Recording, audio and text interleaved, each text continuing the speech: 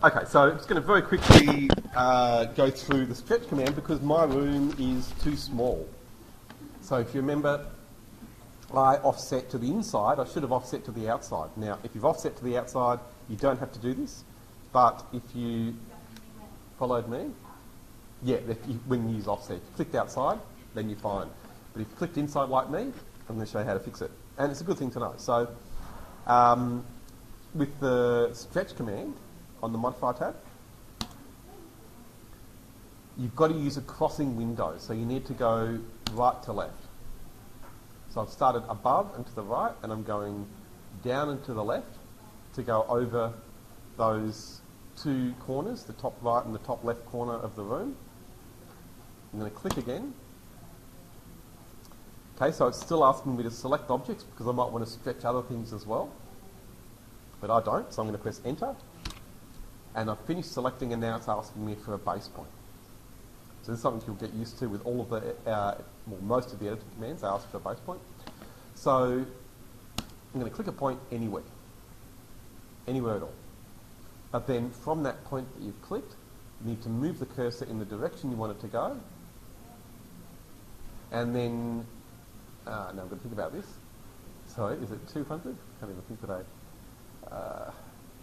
Yeah, 200. So then, now, also I'll show you how to check the size of things. So you've got the measure tool on the Home tab. So I want the inside measurement there to be 7,000. So I'll just do that again, I missed. Okay, so you can just click 2 points and always get the measurement. So you can see there, it is 7,000.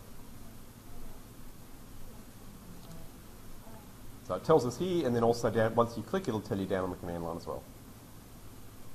If you can't see it on the white bit, you can always just click on that up arrow to see the whole readout. So I've stretched it up, but then I need to stretch it again, so I'm going to click the stretch tool again and go the other way. So I'm going to, again, start above and to the right and then come down to the left, so I get my green or my crossing window. Click again, Enter, and then I'll click a point for my base point, move from that point in the direction I want to go, and type in 200, Enter, and then just to be sure, I'm going to use the measure tool again and check the inside measurement there from endpoint to endpoint on the inside is exactly 7,000. So that's going to fix it, and it's good to look at the measure tool because that's a good one to know about. And so I'll just show you one last option you have there. If I measure diagonally from the inside corner on the bottom left to the inside corner on the bottom right, and then have a look at the readout.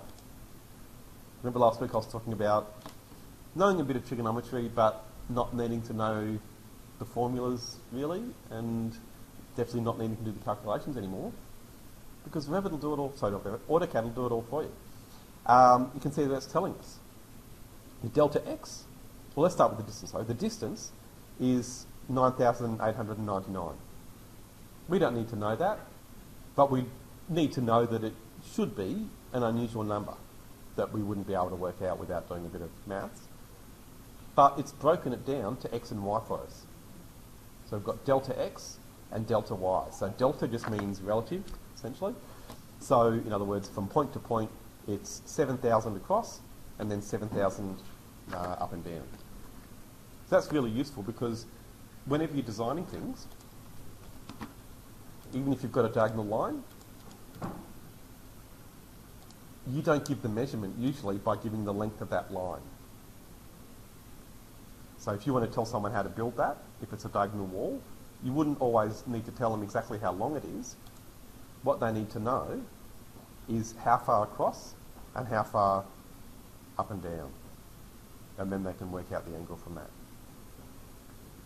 So that's really helpful, being able to get those x and y measurements, and again, all with that measure tool. And but really what I'm trying to emphasise there is keep an eye on the command line and don't forget to go to the history and see the rest of the readout, and it's all useful stuff. So give some time to keep going and then we'll get onto the furniture.